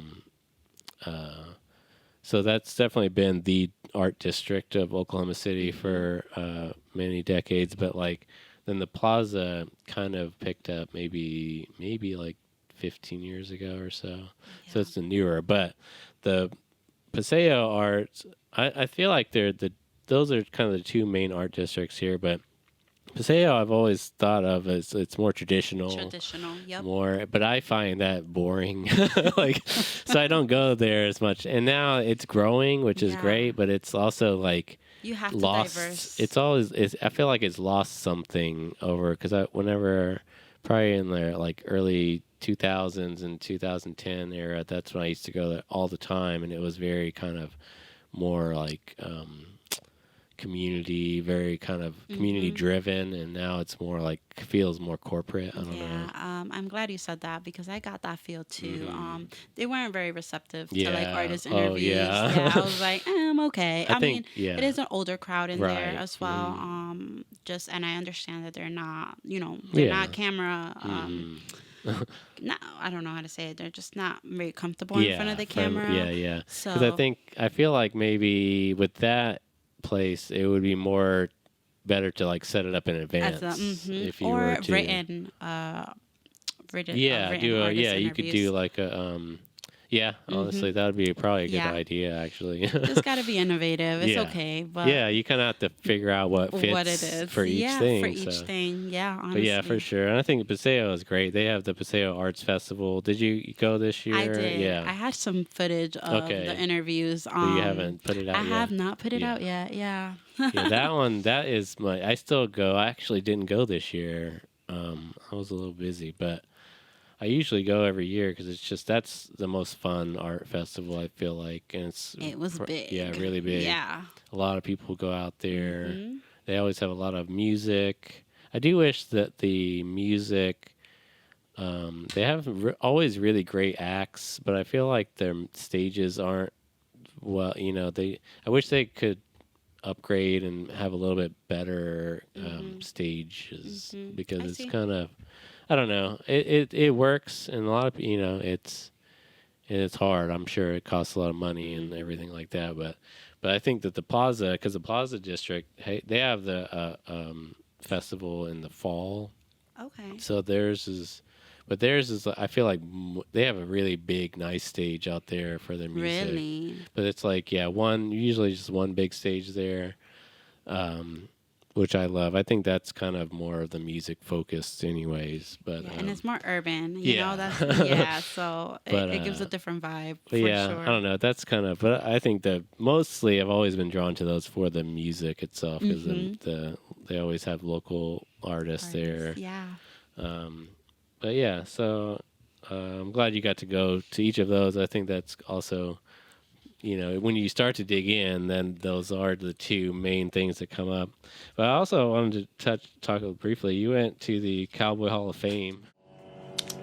I didn't grow up in the Midwest. I didn't grow up around cowboys, but something about stepping into this place makes you feel like you walk straight into a story, one that shaped America. The National Cowboy and Western Heritage Museum isn't just about the old boots and saddles. It's about the people, the grit, the survival, the spirit. You just don't read history here, you feel it. Oh my Just kind of, goodness. which that's something I've been there many times Yes, in my the life. Heritage Museum. But That yeah, was what do you think? cool. Oh my gosh. That was so cool. I saw Yeah. some pictures online, but seeing it in Mm, person, I was like, oh wow. Okay, this is yeah. epic. Yeah, yeah, Was that something you had just wanted to experience some of the culture, I guess, and cowboy culture? yeah, I didn't believe it. The Yeah. Midwest. Yeah. I'm like, okay, now I'm living in the Right. Midwest, Hmm. and yeah, I experienced my cowboy dose. Yeah. So It's that was definitely, really cool. that's something that if you visit like rural Oklahoma, you'll definitely get a lot more of that. I don't know. There's not a lot to visit in rural Oklahoma, but besides just, acres of farms. But I mean, if you drive through it, obviously you see a lot of livestock and all that. But if you live in the city, it's like I don't Hmm. know. That I never think about Oklahoma as being like this kind of country cowboy Hmm. place Hmm. anymore. I mean, there are Right. plenty of cowboys or people walking around in cowboy hats and all that. And it is a big part of the culture here. I Yeah, mean, it's a good addition to the city, yeah. though, honestly. And the art was pretty cool. Yeah. Yeah, but my Yeah. favorite was definitely the outside, Hmm. the architecture and just Yeah. the buildings, and it was super cool. Yeah. They have a lot of events there. Usually, if like I've been there. Usually, when I get to go there for any reason, it's for like some kind of event or like I think I went there once for when I was working at the news, they hold the local Emmys Oh, awards nice. there. So I went there for that. I went to another thing there once for, I don't know, fundraiser dinner or something. Very cool. I would love to It's just go to one of those. Yeah. It's just a really nice place for that. I mean, it's Yeah. just kind of a event hall kind of thing. But. Yeah, for sure. Okay, so yeah, I just thought that was interesting, but I mean, it makes sense. Like I said, Those if are you're, the good stepping stones. yeah, you came here and it's like you just looking for what to see. It makes sense to visit even a place like that for sure. But some of the more interesting things to me, anyways, were the actual artist interviews you did. From what I saw, anyways, it looks like the first one was with the artist called Lola Freakin' Kitty. Yeah. Hey guys, I'm Lola Freaking Kitty. I'm a semi-realistic artist, born and raised in Oklahoma freaking City. And basically my work, stems around women empowerment and what it means to be just like a woman in the world, because it's so hard and, times are tough. So I want people to see that, like, life is pain, but, some pain is worth it. When I painted that mural, I was actually going through a lot, but the fact that I could, express myself made it better. Yes, I wasn't familiar with that artist, but can you talk about meeting them or how you found them? So I believe I don't know if Lola reached out to me or I reached out to Lola. It was just an Instagram. It was an Instagram usually. Yeah. Maybe it was a lead from one of my outreaches, and actually, Yeah. And she okay. reached out. We set up a time. She had a mural over. Sorry, I don't know where I am sometimes in Oklahoma. She had a mural somewhere. Okay, so maybe like somewhere downtown or something. Yeah, somewhere around that area. Yeah. Because I mean, just from trying to think of where it could be, there's a lot of different murals downtown, and some maybe in the central. Yeah, Oklahoma it was City. somewhere. But I know it wasn't like downtown, Yeah, but in but that it's kind area. of yeah. But unfortunately, it was locked up. Oh, so you couldn't get to So we it. could not get into it. So we had to improvise. Okay. But honestly, she was so cool. She was just go with the flow. And we just got creative with what we had around us. And Yeah. she spoke about her journey of woman empowerment. That was her thing. Okay, great. Yeah. That's awesome. Yeah, like I Yeah. said, I wasn't familiar with them. I think I followed her now, so like Yeah. I have to check them out more, because a lot of people usually like a lot of the rest of them I was familiar with, but I know that you did an interview with I think I'm pronouncing this right, Danae Smith. Danae Smith. Art is simply a manifestation of thoughts the mind cannot express that demonstrates the complexities of self. Hey guys, my name is Danae Smith and I'm a contemporary artist from Oklahoma City, and I'm going to be talking to you guys about my art and showing you a couple of my pieces.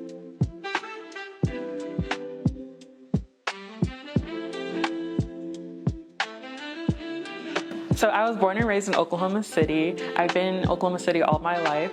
I have been doing art since I was a little kid, sketch pads, everything. My parents bought them. I would draw cartoon characters, I would draw flowers, I would draw anything you could name of that I loved. What really inspires my art is nature and the human body. Yeah, she was great too. I know that she has her art in the art house on 4th. On 4th. Is that how you connected with that? Yes, I connected with her as well. I believe I reached out to her and I was Okay. like, I love your work. I need to interview you. And she was down right away. Yeah, that's great. And I saw a lot of her very cool art over at the art house. And So is that how you found that? You met her first online and then went and to then I the- went to the art house. Okay. Yeah, and met Chandler, and they're very welcoming there. Yeah, that's great. So- It's funny because like I've known Chandler for at least maybe a couple years now. Nice. Actually met him through stand-up comedy because he's Yes. a comic. But incredible visual art. I actually have a piece. I Do can you describe really? it. It's I small. need to see. Well, I wouldn't normally do this, but it was just right there. Okay. Oh wow. He was on our podcast. Very cool. He drew that. I think he gave one to me and Nick too. I was like, I wanted to get a frame for it because this is the only piece I have of his. Yeah, no, he's him and but yeah. Danae make co-art. collaborations. Yeah, collaborations. Yeah. Yeah. And it comes out really cool. Yeah, but what's funny is, like I was saying, I've known him for a while now, but I haven't been into the gallery yet. Oh, you have to go. It's yeah, definitely which I was talking to very him cool. recently, and he was saying that there's going to be a show in July, I think, next month. So I'm going to try to go to that. Yes, I believe it's for Danae's Okay, annual like exhibit that she Nice. does, and it's really cool how Danae and I actually, she's one of my friends that I consider here now Okay, in cool. Oklahoma City. Yeah, Yeah. you guys gonna keep in touch regularly now. Absolutely. That's great. And Chandler, if you're hearing this, I do want to interview you. Yeah, for sure. He'd be amazing Yeah, for sure. for and he sure. loves, he would definitely be down. He Yeah. would definitely love to be He on. needs to be spotlighted for sure. He's not shy on camera at all. So yeah, he's incredible. I'm glad you got to meet him and meet and check that place out. Like I said, I definitely need to go into for that show. I'm gonna definitely try to make it. Absolutely. And then, well, yeah, because a big one that you got to go and do was the Momentum Art Show. Yeah. I had the pleasure of attending the Momentum Preview Day at the Yale Theater in the heart of OKC, capturing the energy of rising talent and bold vision. That was epic. Did they reach out to you online, I imagine? Yes. 'Cause I know that they reached out to us the year prior and this past year, but this past year I just was busy and couldn't organize it to make it there, but I would have loved to because, yeah, they do such a great job of like inviting media people. Yeah. And they have this year, I don't think they had it when I went, but they had like a whole previous day Preview. for just the media. Yeah, they had that this year as well, and it was just it was really cool because obviously such a cool organization reaching out to me, and I'm just new here. I was like, that was such a great invite into the whole art world as well. Yeah. Yeah, that's what was surprising to me is that they knew about us, and that was like very early on for us too, and like.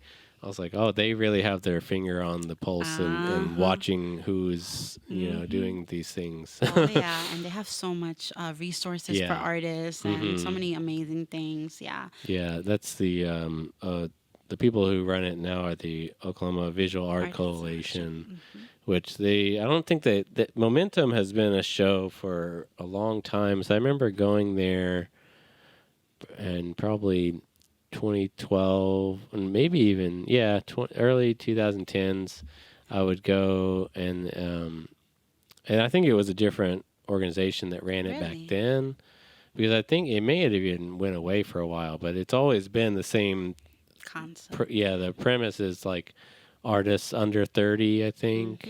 And so it's like emerging artists, and that's what I've always been drawn to. Even back then was what I mentioned earlier about the Paseo.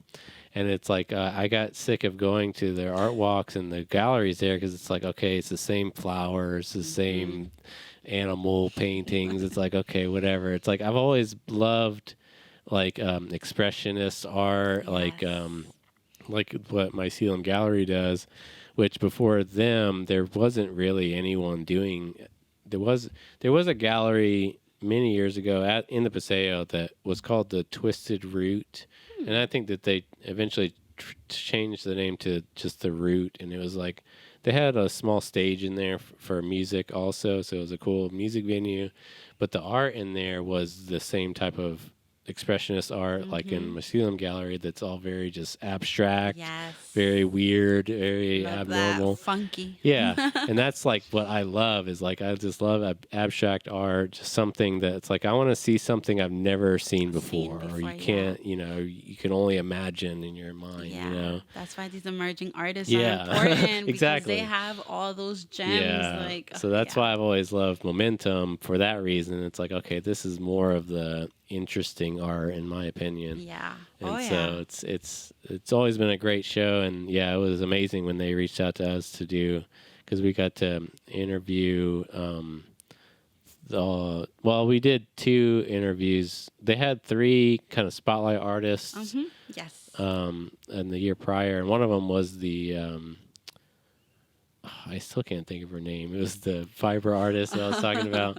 Okay. And then so we got to interview her, and then another one. But then the third one couldn't make it to the show, I think. But anyways, it was it was incredible because they just gave us access to it's like their the three main people that they had. It was a great night overall. Got to meet a lot of cool people here and like in the media world, like you said.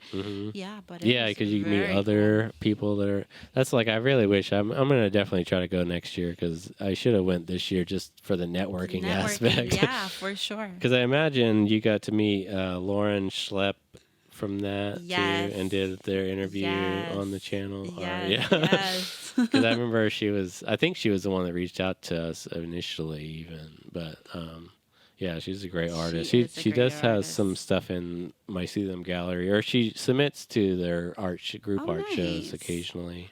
Okay. I've seen some of her work there. Yeah.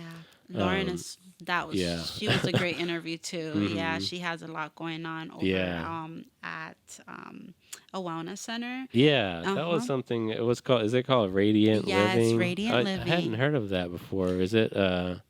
What is it? It's a wellness center. They have massage. They have therapy, like sound bowls, and they have their space that they do a monthly art exhibit too. They're using to do that. To display. Nice. Art and wellness intertwined. Cool. I'll have to check that out. I hadn't heard about that until I was looking through your reels and taking some notes. Yeah. So that's really cool because I knew about Lauren, but I didn't know about that place. Particularly. She's doing great things over there. And an interesting interview that I saw on your page. It was in the mall. Is it called Art Central? Hey, I'm B. I'm an Oklahoma impressionistic artist teaching art classes here at Art Central Art Gallery. Can't wait to show y'all a little bit of what I do and what I've learned to bring into my classes.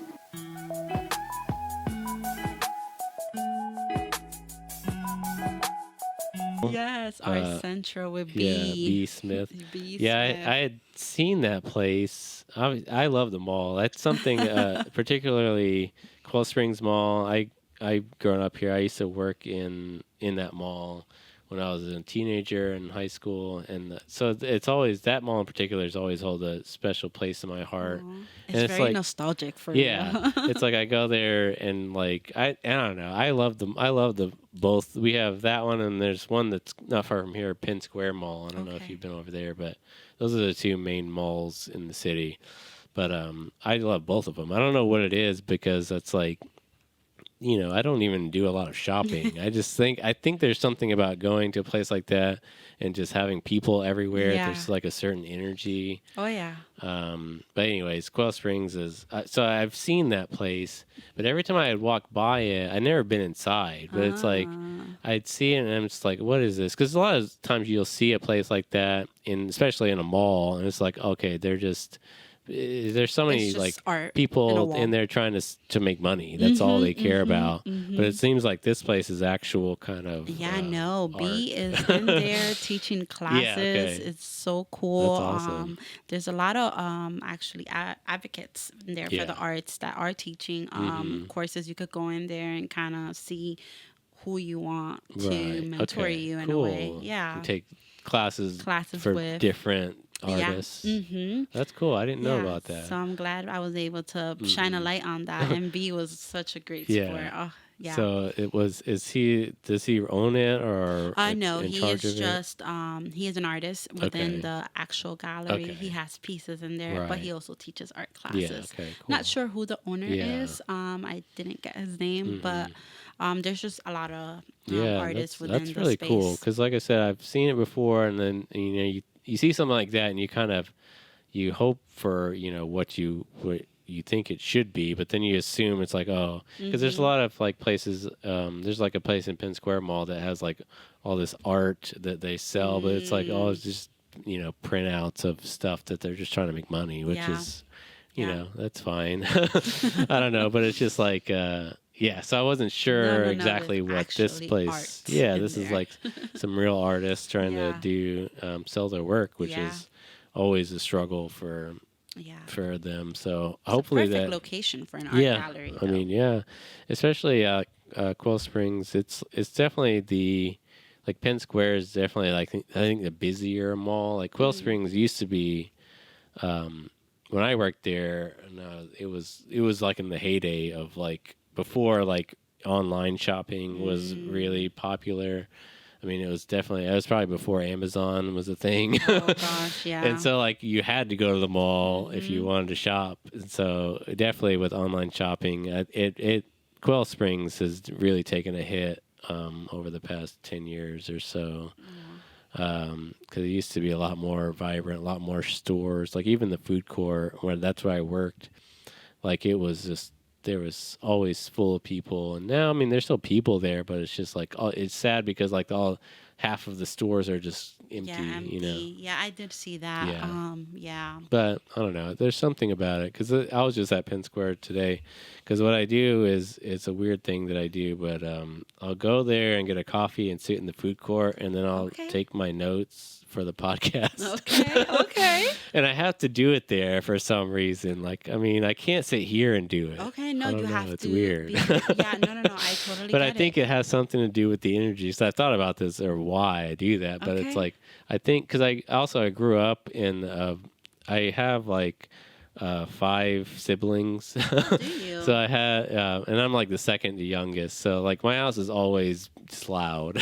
Lots of people everywhere. So I think that's why, right? Is I think I need that. Okay. That people just energy. Even though I'm sitting there by myself. I have my headphones on, but it's something about being in a room full of people that I need to focus.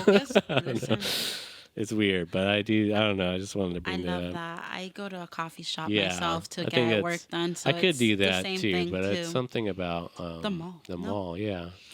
I don't know. So yeah, I just always very cool. I thought it was cool that you went there to interview them, but it's really cool. And it's just, nobody else, because I wouldn't have thought to go there and try to get an interview. So cool. It's interesting. And then the last thing I wanted to talk about on these is, of course, Mycelium Gallery. Today, we are tapping into the roots of creativity at Mycelium Gallery, where art, connection, and community grow beneath the surface. Let's dive in. Hi, welcome to Mycelium Gallery. I'm Barclay. This is Elena. Here we house over 30 local artists. We host lots of events. Welcome in.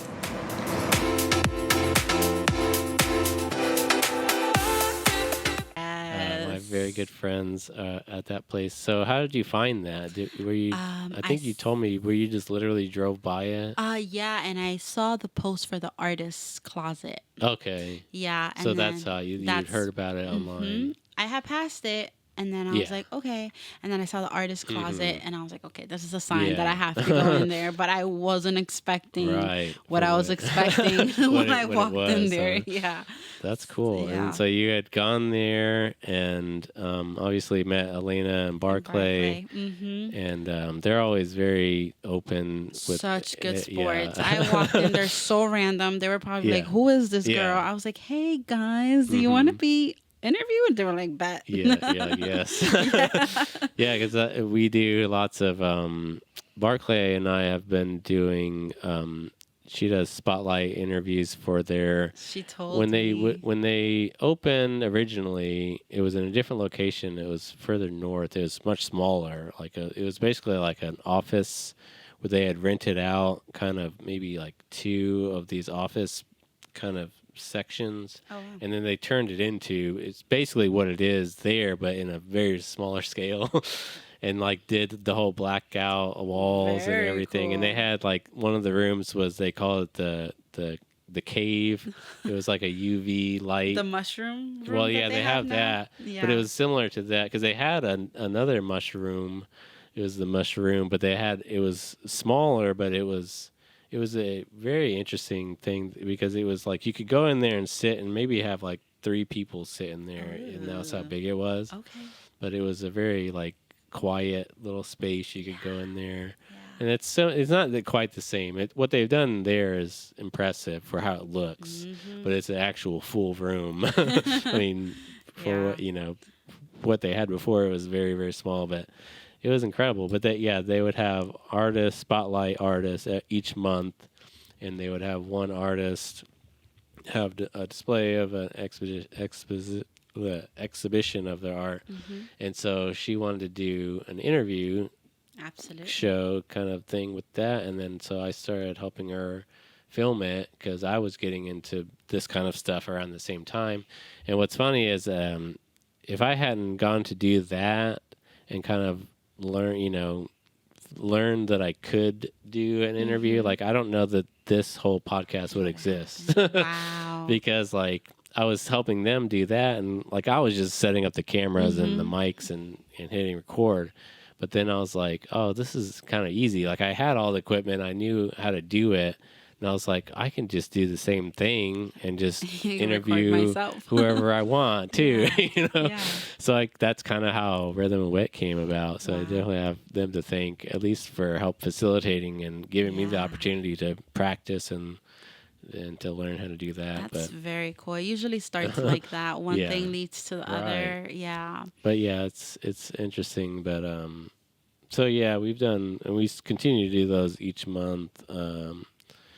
We obviously had to take a little break whenever they had moved into this new gallery, but they've been pretty consistent. Yeah, I know. I'm excited to go to their next show, or even their when they have the DJ and you kind of come in and paint. That's the sessions. That's a good one. I love that concept. I'm like, I need to experience that. Yeah, for sure. You can just bring your own work and just work on it. And they usually will have like some coloring pages they'll pass out for people just to just kind of get in the draw zone. and color. Yeah. So it's always a fun thing. So cool. What I love most about that place is just the community aspect of it, because they call themselves, it's the Mycelium Collective. It's like the artist collective, and it's just like, probably 30 plus artists that are involved in different aspects, and that, or just have their art in the little sections that you rent out or whatever,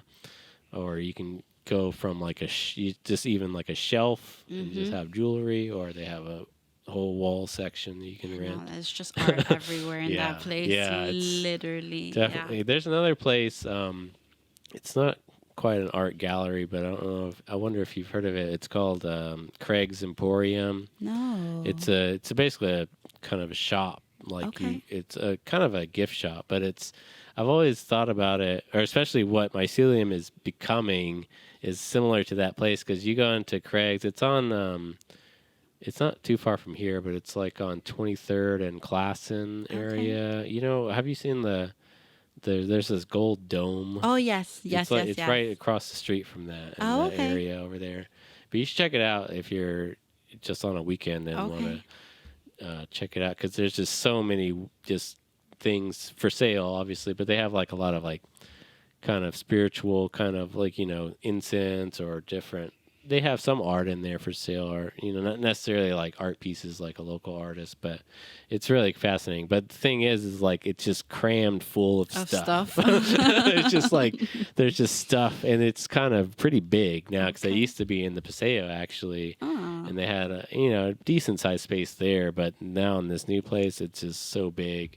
And you could wander in there for probably like a couple of hours looking at stuff. I mean, there's that many stuff. I'd go in there. It's great for Christmas shopping and things like that, or gifts. If you're ever looking for unique gifts, it's kind of a good place. Very cool. Mycelium Gallery is slowly turning into that. I feel like that's a great place to get a little like thoughtful gift for somebody, for sure. Because they have lots of small things, jewelry and things like that in there that are all like locally handmade stuff. So very cool. This episode of Rhythm and Wit was brought to you by Campbell & Son Electric, Oklahoma City's trusted one-truck electrical contractor with over 20 years of experience in the field. Whether it's upgrading your home's electrical service, troubleshooting issues, or tackling small commercial projects, Campbell & Son Electric delivers top-notch work with care and attention you'd expect from a family business. Servicing areas like Del City, Edmond, Yukon, Mustang, and beyond, they're your go-to for reliable expert service. Need help with your next project? Visit CampbellandSonElectric.com today and get it done right the first time.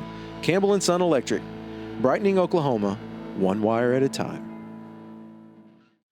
Because another thing I know that you're interested in and kind of getting more into is photography. Yes. And that's something I'm passionate about. I'm a photographer, and I've always loved photography and kind of looking at things through a lens, I think, whether it's video or still photography. Mm-hmm. But yeah, how long have you been interested and or practiced photography? I believe it's been a while now. Yeah. I started in my phone though. Oh, yeah.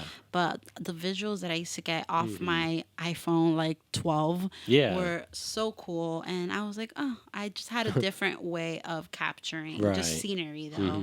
So that kind of led me into just wanting to take photography more serious, and I finally got my camera this year. So yeah, just kind of venturing into that aspect of things. Because I know you're kind of getting into it more and more now.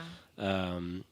But I think that's great because phones are, it's like anyone can be a photographer now with and these phones are frankly like better than a lot of cameras, especially the cameras that I would use kind of when I started getting into photography in college. Like those cameras are garbage compared to our phones now. You know, it's like are so cool. Honestly. They can do a lot, and a lot of it makes sense because it's like it's the same thing. Whether it's a nice camera with interchangeable lenses or your phone, you're still doing the same thing. It's just putting objects in a frame. You know, and making it aesthetically pleasing to the eye, pretty much. Yeah, so it's really cool, and I think that's something that I've always thought about phones as kind of in a similar way for graphic art and like people using like Canva. It's like it's somewhat, now that anybody can be a photographer,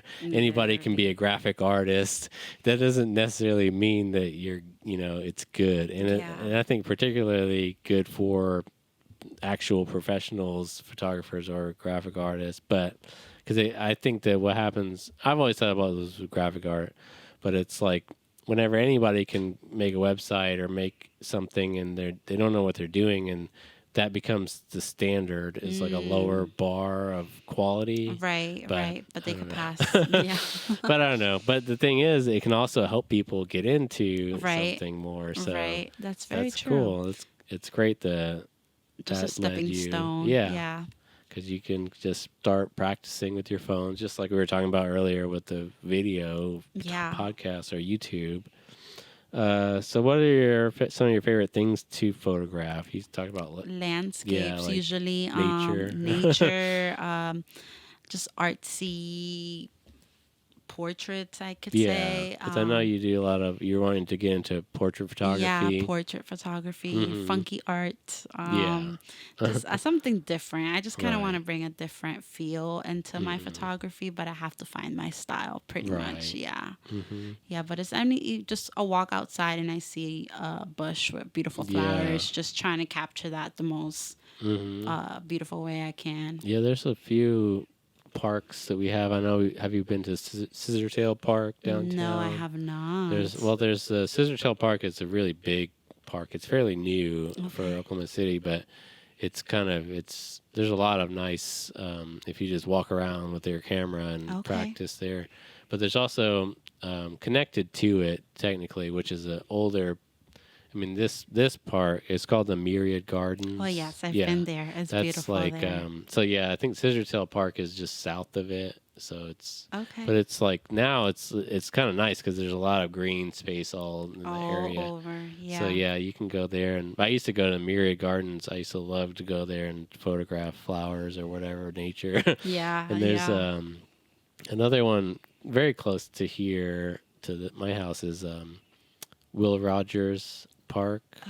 Oh no. It's like I said, it's probably like a mile from here. It's pretty close, but they have a really nice park there. That's it's actually an arboretum, like trees. Oh. So they have a lot of different types of trees but also flowers. It's beautiful. Okay. Will Rogers definitely. Park. I'll have to you have to write it down. Okay. You should go there if you want to photograph nature. Those are definitely two places, the Myriad Gardens downtown, and then the Will Rogers, Rogers. Garden Nice. is very nice.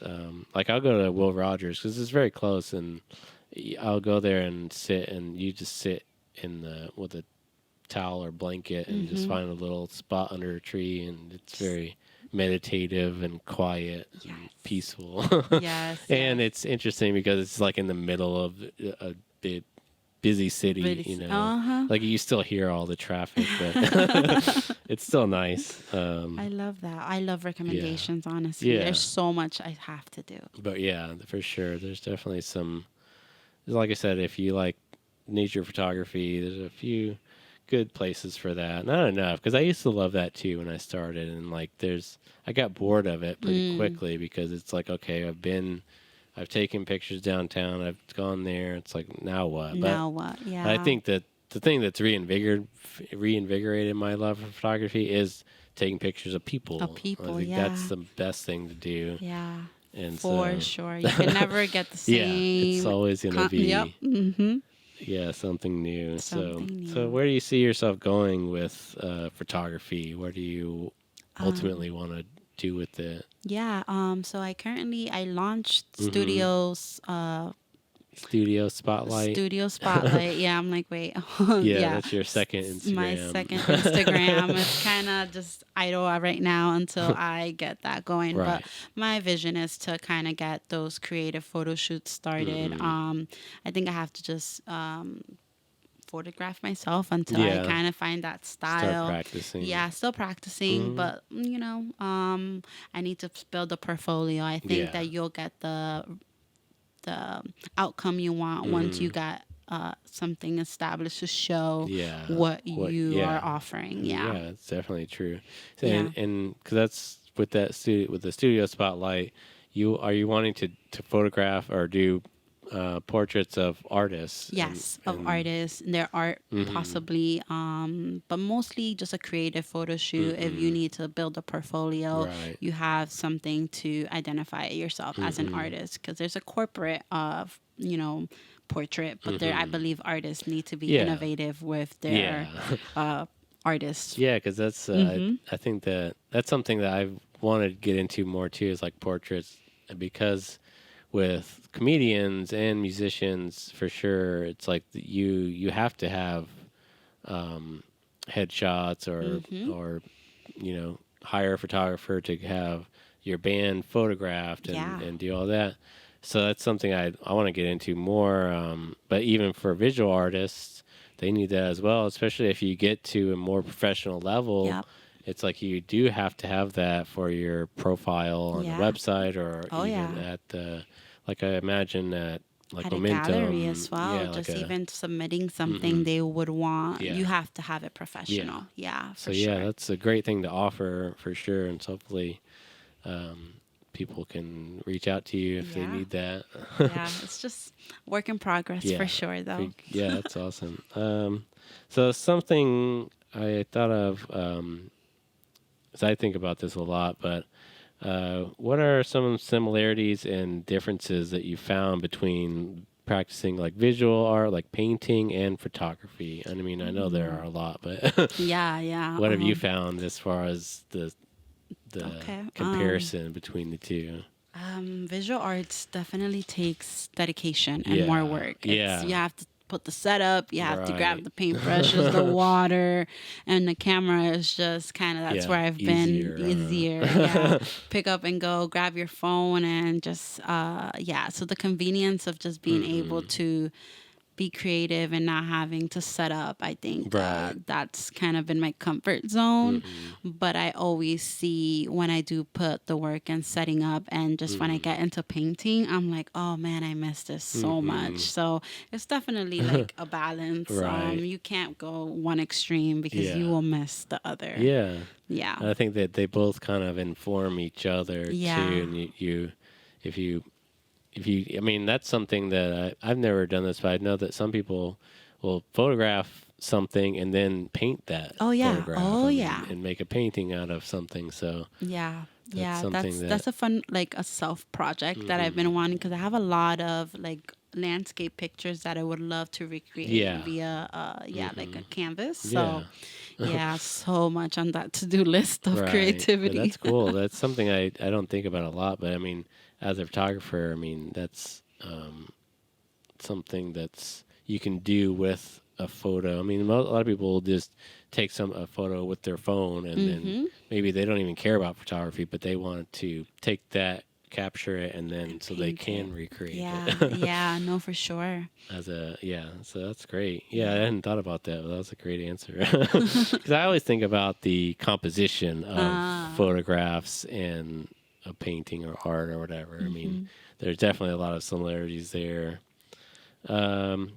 Okay, we can kind of get into some of the wrap up portion. Sure. I always want to ask this. I think it's always interesting, and usually, and we may have talked a little bit about it, but what are some of your other talents or hobbies that you have that maybe we haven't talked about? Yeah. Like, have you ever practiced music or did anything like that? And you talk about fashion a little bit. Honestly, no. Besides the arts, it's just kind of the painting and the content creation. But I could say another hidden gem or talent that I have is that I love encouraging others, like empowerment. I had like a private TikTok of just kind of getting on camera and empowering people and like mental health, motivational kind of speaking. That's kind of my other art. That I do on the side. And that's something that's a performance, I think, too. Okay. Well, it's because I love performance of all kinds, which is something that I just realized. It's like you don't necessarily aren't a performer, but you are if that is like a performance. But because I think that there's a lot of value to that. Yeah, and, I think performance is definitely because you're still on stage, you're telling a script, or even on camera. Right. Yeah, so. But that's really cool. I know Nick's wife, Liz Campbell, is she's a visual artist. She's more of like she does a lot. I'm excited to introduce you to them. I think you'll love both of them for sure. But she's been on our podcast. She was actually our first ever guest interview of the podcast. Oh, nice. Of course, it was the easiest to get somebody like her because we were both obviously know her very well. So it was a good way to warm into interviewing. Sure. But yeah, she's amazing because she's just. But I remember on that podcast she talked to us about how she describes herself as a art influencer, like an art. Like she wants to encourage art of all kinds. She used to do. She has an Instagram called Thinkable in Life, where in that Instagram in particular she would put on kind of art. Similar to like the mycelium sessions where like you would go there and just to paint and whatever, like kind of an art gathering kind of thing where people could show up and she would have like coloring pages or you could do whatever and just kind of everybody would just create together and just kind of hang out. Very She used to do that a lot. She doesn't do them as much these days. She's getting more into stand-up comedy now too. That is so and practicing cool. that because she's just fascinated in all types of art and playing and trying different things. So she's probably done every kind of art there is, at least to try it, you know. I agree. But That's so but she cool. also does kind of inspirational kind of. She does a women's empowerment thing at the gallery, even at Mycelium Gallery. Oh, wow. I think so. Maybe you'd be interested in going to that too, and meeting. Like I said, to meet her, and there's something there you guys could probably do together. Yeah, no, that's very cool. Yeah, that's my hidden little gem. Yeah, that's great. Sometimes I put that aside, and something in me is like, don't forget the mission is to empower. Right. Yeah. Yeah. So it's just trying to balance all these talents, like you said. There's some people that just kind of want to dive into everything. Right. Yeah. Yeah, I think that's definitely something that, like I was saying, a part of similarly to my mission also is to, like, I started this channel to like, show what people are doing and talk about it in hopes of like another person might see that and be like, okay, maybe I need to try Yeah. doing something, Oh, try yeah. comedy, try visual art or music, and get more into that, because I think it's important for everyone to do something. Something. Yeah, I agree. So that's really cool to hear too, and I think that definitely something that we need. I think it's good to have people try to encourage other people in all aspects. For sure. So yeah, these questions are kind of a little bit deeper. This question I'd love to ask, but what's been the biggest lesson that you've learned from art or the artist spotlight so far? Yeah, the biggest lesson I've learned, I would say, is to be patient with ourselves and to take that break to kind of regroup. And it's not all like the hustle culture. You don't constantly need to be putting out content. Right. People are not waiting for the next, video. Just kind of take your time, kind of get with the rhythm, and don't put that pressure on yourself. Yes, consistency is important. However, I believe that mental break is even more important. Yeah. Yeah, sometimes you need to take a step back to regroup, and I think I've seen that a lot in my life in different areas, particularly with music. Anytime I would take a step away, I took like a 5-year break from playing music even once, and it was interesting. But when I came back, like I kind of relearned how to even play the bass guitar, and kind of, I'm a completely different musician than I even was. I mean, in some ways, I definitely had developed a certain style, or was developing a style when had started for like the first 6 years that I played. Then I took a 5-year break, but then that style I think stayed, but there was definitely a difference. I mean, and just an improvement, I think, from taking that kind of break. And I think that'll happen again. I think that even now, and it hasn't even been a very long break, but I can already feel myself. Oh yeah. If I came back to it, you just have a completely different view of it after something like that. Oh yeah. Yeah, so taking a break is so important. It doesn't have to be 5 years. It can be It can be 5 days. I mean, for some things, and you come back and you have a fresh eyes and fresh take on things. Oh yeah, definitely fresh perspective. Yeah, and kind of helpful in like keeping from burning out too. Yes, that's what we're trying to avoid. Burnout. So.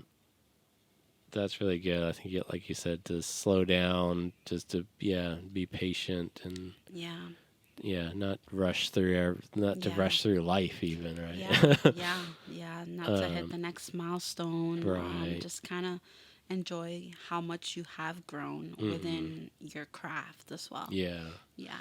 Okay. So, what is the biggest challenge that you're currently facing?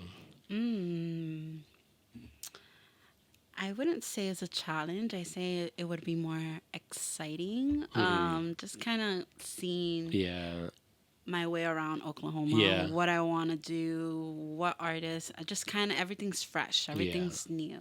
So just kind of prioritizing the artists, prioritizing the businesses that promote the arts. Just it's kind of overwhelming starting from, a lot of people have highlighted these artists already. Maybe just kind of finding the groove. Yeah. You're going to find where you fit in too, right? As well. Yeah. Yeah. I think that's definitely, it is a challenge, because it's like you don't know where to go or who to look to, or so it's like you have to figure it out, but I think you're doing a great job so far. I've been meeting people like you, so that's been great, honestly. Yeah, definitely. That's one of the reasons I was definitely interested in, because I knew you were new here, and like it's like I know a lot of people here and a lot of connections where I could hopefully guide you and help you to grow and to do what you're needing to do here. Yeah. So what does success look like to you? Where do you see yourself in, Yeah. in the next 5 years, I guess. Yeah. Whatever. Oh my goodness. In the next Yeah. 5 years, Or I whatever, hope to be yeah. doing this full time, traveling Yeah. and just kind of interviewing all around the world. That'd Right. be super cool. Different galleries, doing at least one art residency or Yeah. even more. Just kind of diving deeper and making this a lifestyle more than a job. Just Right. Yeah. That's great.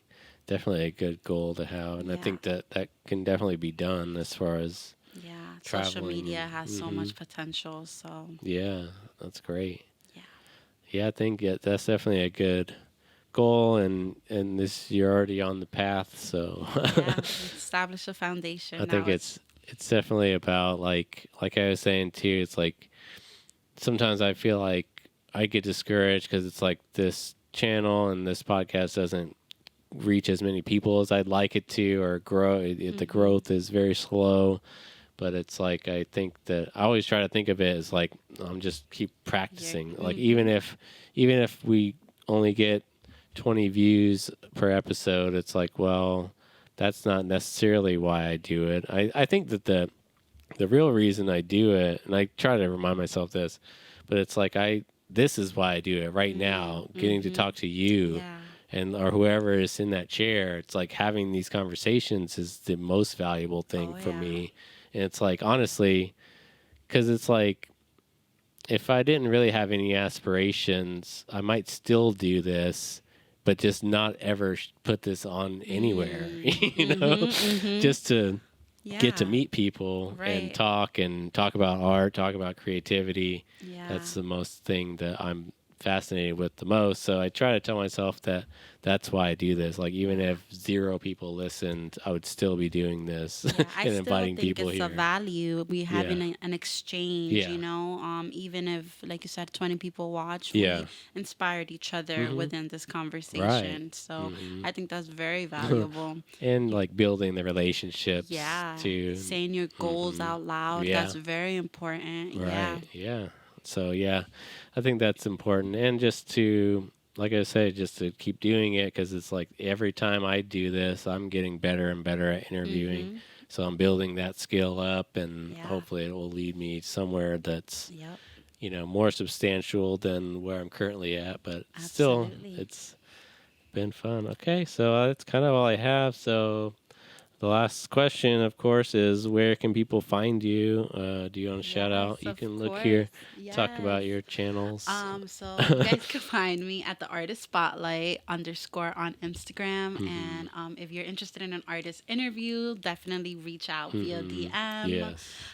Super excited to get to know all the artists in Oklahoma. Yeah. I still haven't even gone to like Tulsa. Yeah, there's a lot of, I mean, I don't know a ton about that, but there is a big art community there. It's a big art community, but I'm super excited. Yeah. Thank you guys for listening and supporting. So do you have one very last thing? What do you have coming out next that people can look forward to? I know you talked about the Paseo video, or do you have any big reels that you want to tease? So we have a muralist spotlight coming up, so that should be coming up soon, and some more things boiling with mycelium gallery and their artists, so that's pretty cool too. Yeah, getting involved with them, because there's definitely a lot there, because I know I've talked to them about doing, like, even the offering portraits for their artists, and then or just interviews and things like that. So that's pretty cool. All right. Well, and hopefully, like, I mean, we started off whenever I first DM'd you, even before asking you to do this podcast, I had talked about doing some collaborations. Yes. So I definitely want to continue that conversations, and hopefully you'll see more of Sharon here on Rhythm and Wit, and we can do some artist interviews. So I know you talked about, what I found really interesting was doing a panel and just having like or doing like an AI. I think that's something we should definitely do, is get like maybe 2 more visual artists here, and then just all have a conversation about AI and how we feel about it. I think that's such an interesting topic. So for sure. So everyone look out for hopefully more of that, and hopefully more talks about visual art on the channel. So, all right. Well, thanks for watching, everyone. We'll see y'all in the next one. Bye. Thank you. All right. It's a wrap. Okay. Oh my gosh. Yeah, when you take it off, you always feel like back to the real world. No.